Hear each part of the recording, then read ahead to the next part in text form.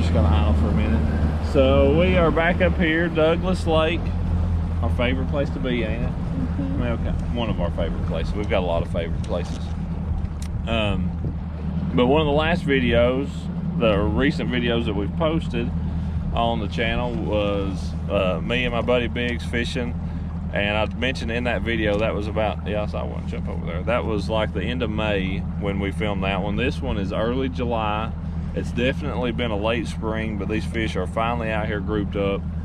And what I had intended to do in that video was really show you how to dial in your electronics. You know, a lot of the settings that I run on side imaging, down imaging, 360, 2D, mapping, everything. Really go hard through my Humminbird Helix units and show you a lot of that stuff that I run on those. And you know, to help you set up your graphs, it's something I get asked about all the time, is how do I set up my graphs to get the most out of them. So that's what the intent of this video is. I was out here on Douglas 2 days ago filming for Bass Pros for the TV show and caught them really good deep. What I do not have intentions of doing is letting you know exactly where these spots are. That is not the purpose of this video. The purpose of this video is to help you understand your electronics and to, you know, to be able to go out there, do your own research and figure out you know, how to find those fish. Yeah, that's a little group of stuff. That there, looks like white bass. That looks like bass. That does look a lot like white bass. And the reason he says that looks a lot like white bass, See how they're stacked? because they're stacked up on top of each other. That right there could be a few bass. That could be a few bass. Now that's probably a bass. And then there's a ball of bait on side imaging over here to the left. What is that? That's a shadow to a fish, it looks like. Yeah, that's a few shadows. But yeah, that's the plan. So we're gonna go through, we're gonna do some idling, do some Are graphing. those striper or are those fish? That's some that's some big bait right there is what that is. So we're gonna do that, show you what those look like, and hope to help you learn a few things on your electronics.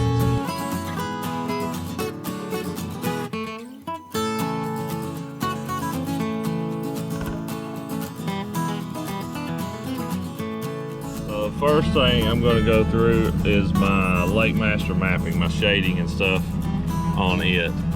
Zoom out just a little bit right there, and you can see I've got green, then I've got stuff that's shallower that is just in the white, but that green is what I've got highlighted, and then when it gets deeper it goes to blue. So if you hit menu twice, tab over to HB chart, you come down here, you'll see I've got my depth colors set at 3.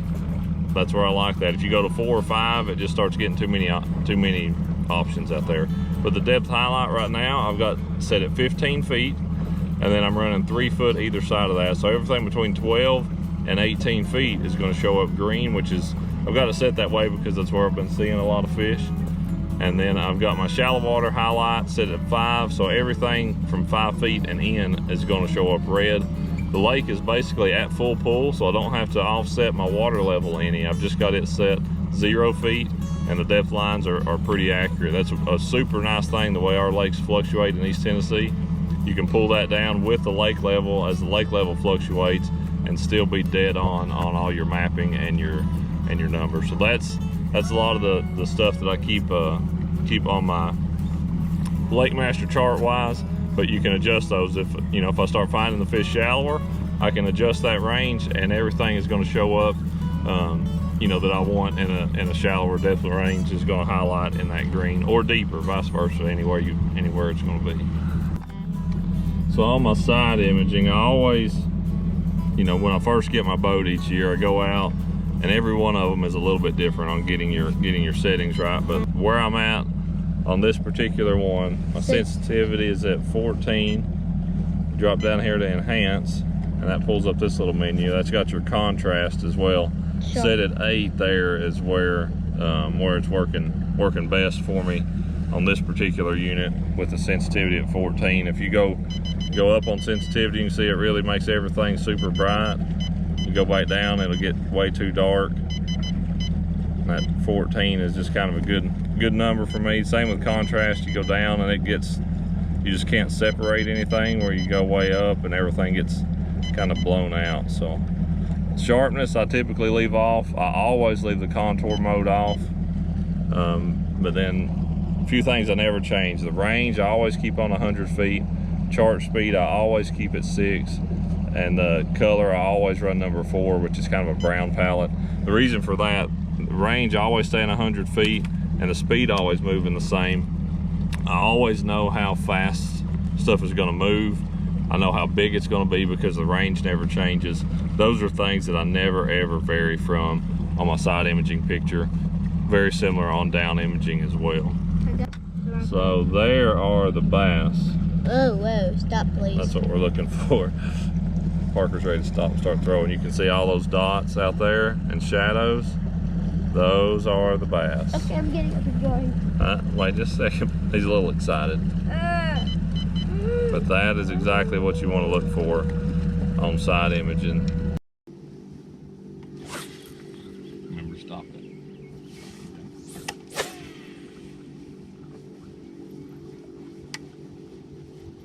Another thing I just thought of when I was talking about graphing, especially with side imaging and stuff, you know, I've got those menus set how I do the side imaging, the chart speed at 6.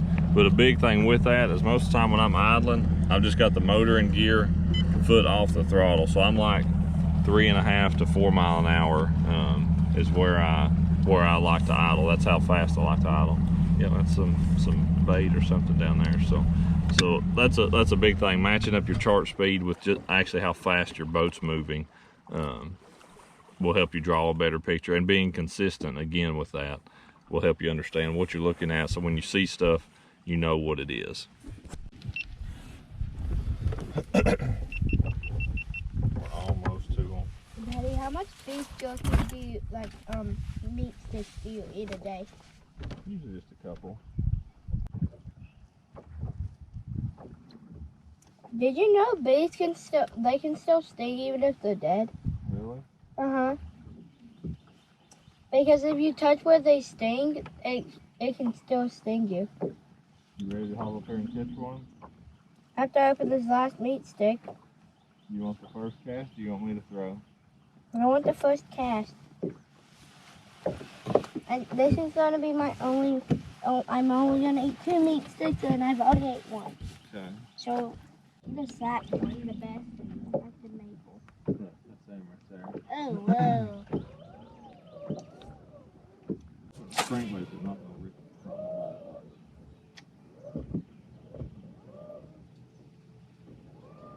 Let's tell them really.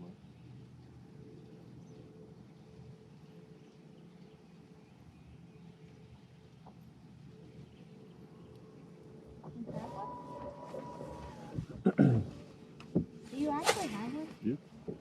He came out. Nope, he's definitely still on there. You got a reel. That's the whole thing of the crankbait. If he stops, he ain't gonna bite it. Did you see the other one with him? That's another one following him.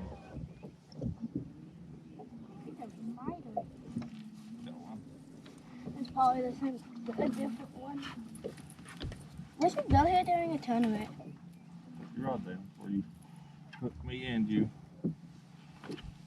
Oh, good. Look at all of them with it. You see them all? Oh, whoa. Look at it. That's Did you see the big. other one trying to get it? Yeah. He's still right there. Uh-huh. Oh, well, there's a lot of fishies here. That's all I know. I need to get this guy a hook. Don't let him hook you.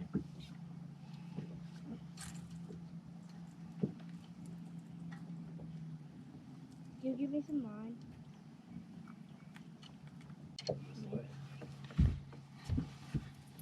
Yeah, I probably need you to cast it.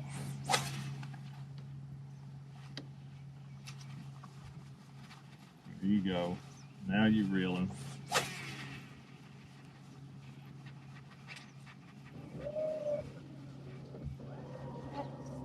Yep. No, this is gonna be fun.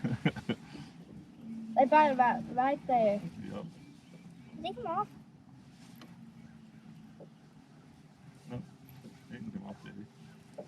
Yeah, I think he's a small little fella. Had like 3 bites on that cast, we never got one. Oh. Spider. Feisty, ain't he? Don't bring him up too far. Let out a little bit of line. Oh, swing him. So swing him. Oh. That's what using your electronics can do, ain't it, buddy? It's 3 casts. Actually, I made a cast that didn't catch one. Almost caught a double on my first one. I'll show him to the GoPro right there. Oh, this. You ready to cast it out there? Yeah.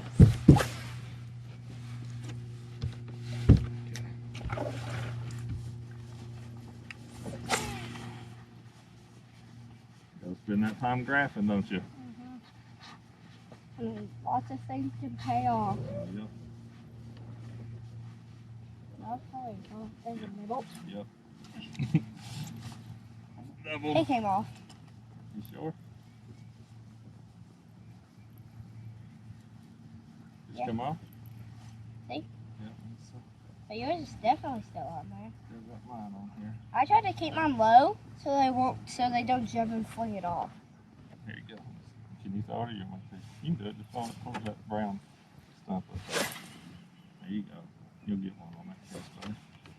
He's a nice little chunker. Yeah, that's a little better one. On the I big thought- shad, DT10. I thought I was casting on dipping my feet in the water. Okay. Big shad, DT10. There's one. We've each only not caught. Oh. It came off. Jump come off, didn't it? It's fine. It's all And he right. was tiny. Yep. Nice little fella. There is that chance. Find the little one. No, there's a good one behind it. Get yours in here quick. That kind of like snappy rod. Yep.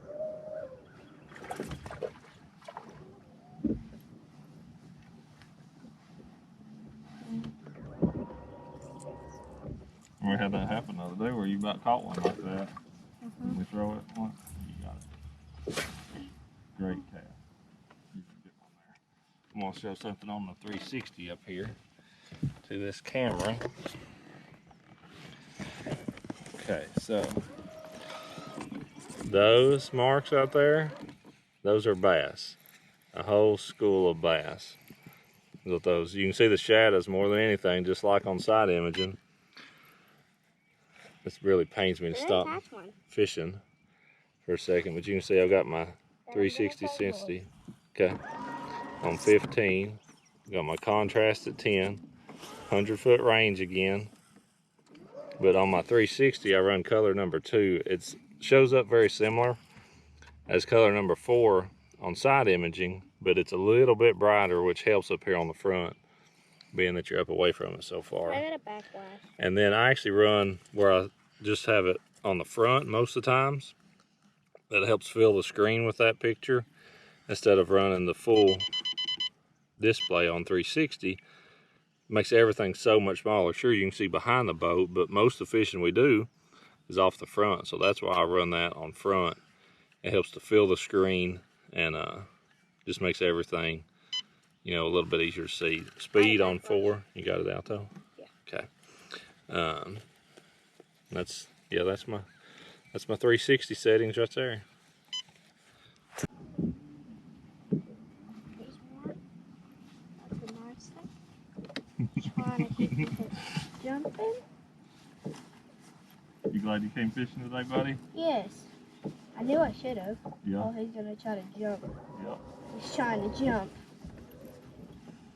His meal was he chose the wrong meal to eat today. Chose the wrong shad. Yeah. I'm trying to get it. Well, he swallowed it, so another one's coming. Oh, perfect. You didn't have to unhook him. I'm already sweating half to death. Good for you. Hot for me.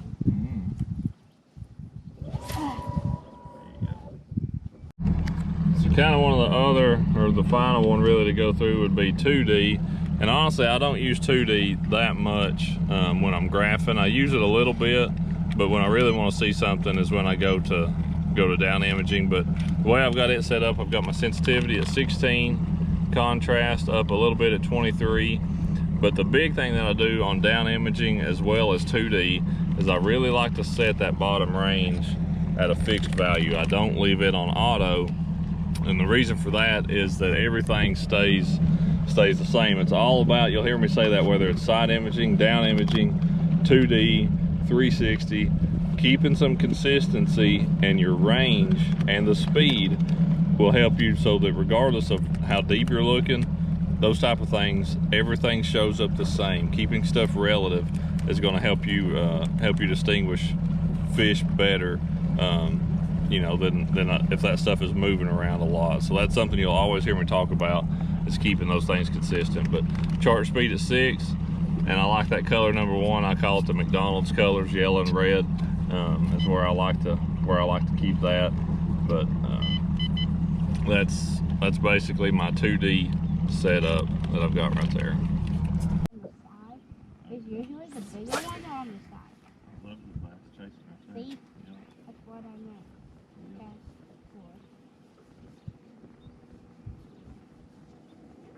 But wait, when that was the heated on trash. Okay, I think this will move a little more that way. It could be a double. I said. It's either an 8-pounder or a double, right?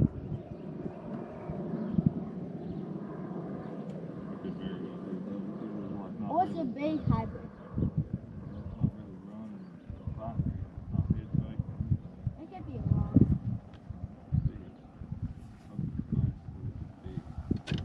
If it is, it's going to be giant. I'm trying to see if it pops up. If it is, we're keeping it. We can eat it. Hopefully it's hooked well. Look how hard it's pulling. It doesn't even look like it could be a catfish. Like it doesn't even know it's hooked.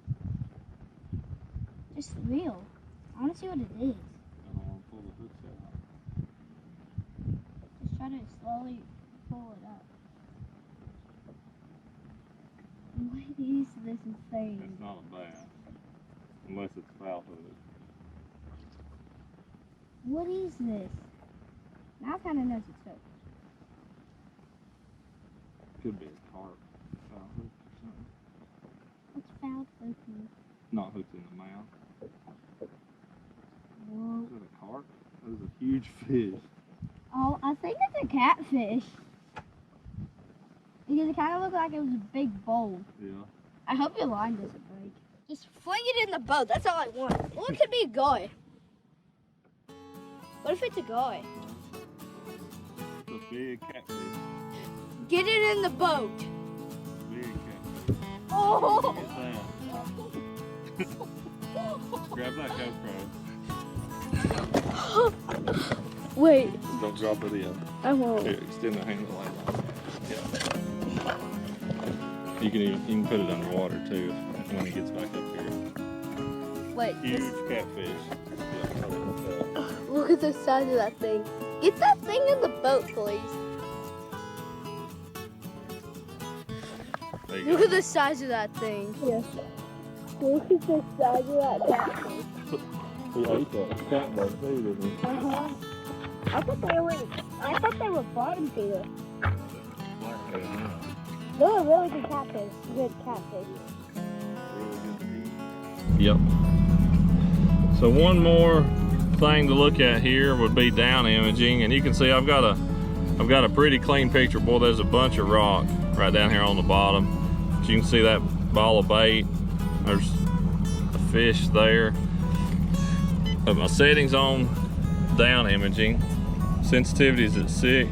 You go to enhance, pulls up that little menu. My contrast is at 16. So if you go up on that, you can tell it makes everything a little bit brighter on the bottom. You go back down and everything really starts to blend together. So 15, 16, somewhere in that range is what's working for me. And sensitivity, you can tell it's kind of basically a fine-tuning adjustment. But same deal again, like I mentioned on 2D, I keep my bottom range set at whatever value, whatever number I think I'll need to be looking at. But down imaging really helps you separate when you're in big rock like that, brush, those type of places. That's where you get a lot of separation. So. Dad, whatever good picture on down Not touch the metal even for a second. there. Oh yeah. Big cat daddy's in here still. He's surely alive. Yep. He's gonna be. He used to be feisty. He'll be cat daddy chicken tenders. Cat daddy tenders later.